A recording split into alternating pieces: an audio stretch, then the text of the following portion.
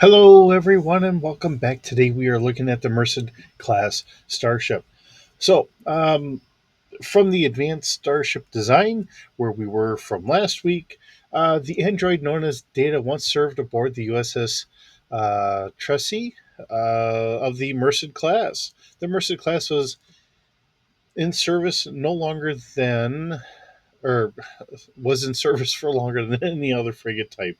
Uh, not as adaptable or flexible as most Starfleet vessels, the Merced was designed shortly after the Excelsior class, similar to the Hokulas class heavy cruiser. The Merced is known as a solid, durable, dependable little ship. The prototype was still under construction in 2311, was a suspected target for the Romulans. Starfleet intelligence intercepted plans for an assault on the Groombridge fleet yards, but the Toomed incident sent the Romulan Empire into a deep seclusion before the planned date of attack. Notable vessels included the um, Mazda. I don't know how you're pronouncing that one. The first Starfleet vessel to make sensor contact with the Cardassians in 2318. The Trezé, which was destroyed in 2375 and at the Battle of DS9 during the Cardassian Wars. Many Merced class frigates were refitted with new warp engines and updated weapon systems in 2350. However, Starfleet began decommissioning Merced class vessels in favor for newer designs. Today, 41 of these frigates remain in service. Now, I do not have a lot of information on this, which in some regards makes it easier for me to kind of come up with a ship, because then what I start doing is I start trying to find other ships that were built along the same time frame so I can kind of borrow a little bit from them, trying to go from there. Being a frigate, something that's supposed to be light, a little faster, we just kind of hash things out from there. Going from the designs that have been made here, and we'll get into what we have. We have the original version, which is all penciled out and penciled and penned and all that by the creators here of the Advanced Starship Design Bureau.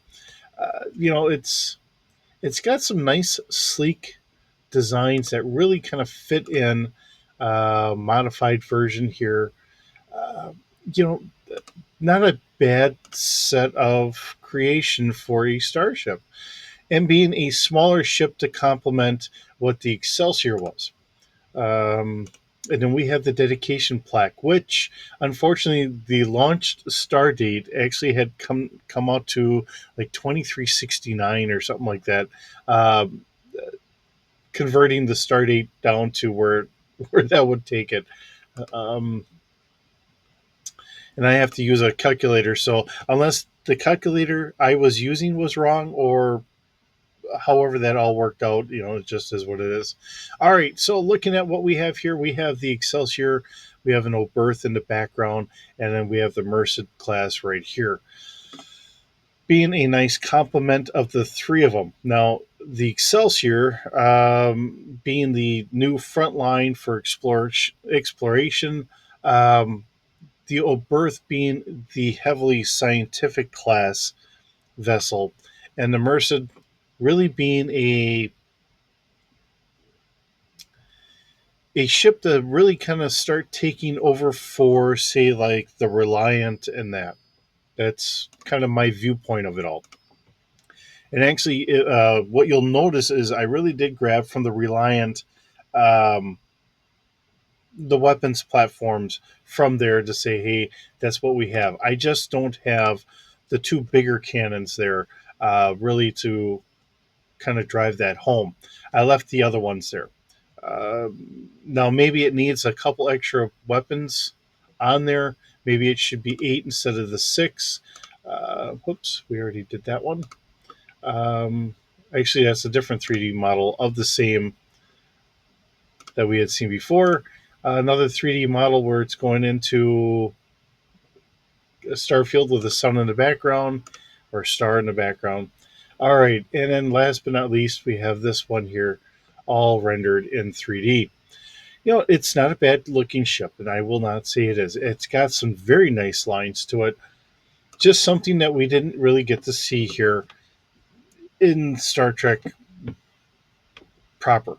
All right, so the design is by Mike, finalized by Jason and Brendan, and 3D design is by Mark.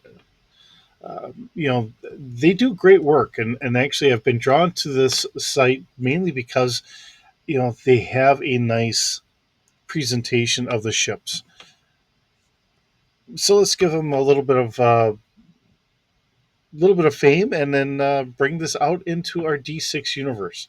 So with that, let's get into our D6 stats and go from there. All right, so looking at the Merced, hopefully I got everything changed the way I need it to be, and we will go through the stats and go for this. All right, so this is a Federation Merced frigate. It's capital scale. Now, the length that was presented here was 336 meters long, 160 meters wide, and 58 meters tall. So that gives us about 14.5 decks. So I did round it up to 5 decks. Um, in going through some of the different role playing games, your deck height is going to be anywhere from 3 to 4 meters tall. I usually just take the 4 meters. That gives us any extra ventilation room and all that other stuff. Um, that's how I come around to those measurements. Okay. I don't know if I have the starship size right. I've got all the paperwork buried behind me amongst a pile of other things. So I don't know if this is truly a size 7 craft, but it is at 7, coming in roughly at about 700,000 metric tons. Keeping this in mind, the discrepancy here that I'm going to throw out here is when I look at Daystrom's website, they have this. They have a ship that's roughly about the same size, and about half that. D6 Holocron had the um, Miranda class, the Reliant, at about 650,000 metric tons. So I rounded this up to 700,000, just giving you an idea where I'm coming up with that number. Okay, so we have an autopilot for this time frame would be maybe roughly about a 2D plus 2. Crew, I give it about a 250 member crew. The Miranda class was a 200 crew. So making this a little bit bigger, seeing that it is a little bit longer, the nacelles are hanging out of the back. It's not as condensed. Give it a little bit bigger crew than what the Reliant had. Um, but there again, being a smaller ship, we're not going to need that big crew on board. So, crew of 250, skeleton crew is going to be 25, given a plus 10 to all roles, trying to operate the ship for a long term. We do have about 30 passengers, keeping it in line with what the Reliant had on board itself. Now, the cargo capacity and keeping it all in that same frame, the Miranda class, the Reliant, had a cargo capacity of 45,000 metric tons. So I'm looking at this at being roughly maybe about 50,000 metric tons. We do have 2 years worth of consumables. The warp drive, raising that up just a little bit, having a warp 6 for our standard cruise, a warp 8 for a maximum, and 8.4 for our max rated for about 6 hours. We do have a maneuverability of about 1D, and keeping it in line with the Miranda class, has a space speed of 8. The hull is a 3D plus 1, and it shields at a 1D plus 2. There again, keeping it more in line, closer to the Miranda class, seeing that in my viewpoint, this would be a Miranda replacement before they had gotten the Centaur, which didn't seem to work out as good as maybe it could have, or whatever else. just staying with a more traditional Federation starship lineage. Our sensors having a passive scan going out to 4 kilometers with a 1D plus 1 bonus, an active scan going out to 12 kilometers with a 2D bonus, an active search out to 15 kilometers with a 3D bonus, and a focus out to 5 500 meters. My mind is thinking here, and I'm hoping I'm not messing this up. 500 meters here at a 3D plus 2. Uh, so our weapon systems, like I said, I really did a copy and paste from the Miranda class uh, because it was a pretty decent class in a lot of regards. Now, to say that this didn't get as good of a run as it maybe could have, it did last pretty well. Um, it filled a pretty good gap here, but seeing that we still see the Miranda out there, maybe it didn't do as well. Um, so I'm just kind of throwing that out there. So we have 6 Type 7 phaser banks. Fire control is 2D, rate of fire is 3, and damage is a 2D plus 2. Now, I'm going to do this mainly to kind of upgrade it and make it seem like it's doing a little bit better. We're going to give it a fire rate of 4. Um, and the spread for the torpedoes is going to be up to a 5. Increasing that just a little bit to compensate for the fact that we don't have the 2 bigger cannons that the Miranda class had. Just an offset here. So now we have the photon torpedo launchers, 2 forward, 2 aft, spread of 5, damage is 4D with a fire control of 2D. Kind of making up for the fact that it doesn't have the bigger cannons, but it has a little bit better um, rate of fire and a better spread for the photon torpedoes. And let's give it more torpedoes because I wasn't thinking about that one at all.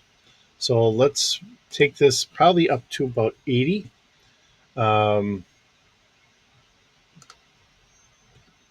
Giving it a little bit more combat effectiveness here.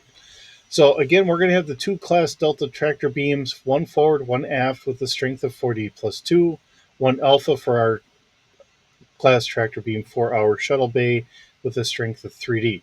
Now the crew quarters, hopefully I've got this down pretty good. We have 200 barracks style quarters, 50 basic, 20 expanded, and 10 luxury. Here again, like I've said, I gave it the 15 decks. We were at like 14 and a half, so I rounded it up to 15. We do have 160 escape pods with 4 personnel in each escape pod. Um, and when I was originally doing this, I calculated it down. Now it said it was doing this in about 2310.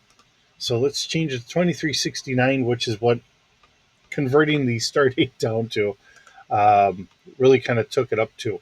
Um, so about 2310 ish, um, going from there. Now we have our 4 personnel transporters with 6 person capacity, 4 emergency transporters with 22 person capacity, 3 cargo transporters with 400 kilogram capacity. The Miranda has only shuttlecraft capacity for 4. I gave this 5 with 2 shuttle pods. Uh, Figuring that with our secondary hull, maybe we could get a 5th one in there, um, and going from that point. And we have about 40 probes. So hopefully I have a good encompass of this and something that really seems to fit for it. Like I said, I'm looking at this as a upgrade or possible upgrade to take over for the Miranda class. But seeing that we still see the Miranda because they have that model that they can throw out there, they would have had to come up with a new model for this, and to see that it just didn't work as good as what they wanted, it might explain why we just didn't see it as much. Um, it didn't get produced in such quantities to really justify having as many of these. Uh, and going from there. Again, and as always, if you take this and you need to change it to make it something that works a little bit better for you, always go ahead and do that. I mean, I'm doing this for fun and for the love of Star Trek and the role playing franchise. Um, and remember, the reason why we're doing the D6 is it's free. So it's nothing that you have to buy. You can download this stuff, you can take it and just make it yours and have fun with it, which is why I really love the D6 system. With that being said, thank you so very much for joining me today. It's always wonderful having you here. I hope you're doing well, and I will see you in the next video.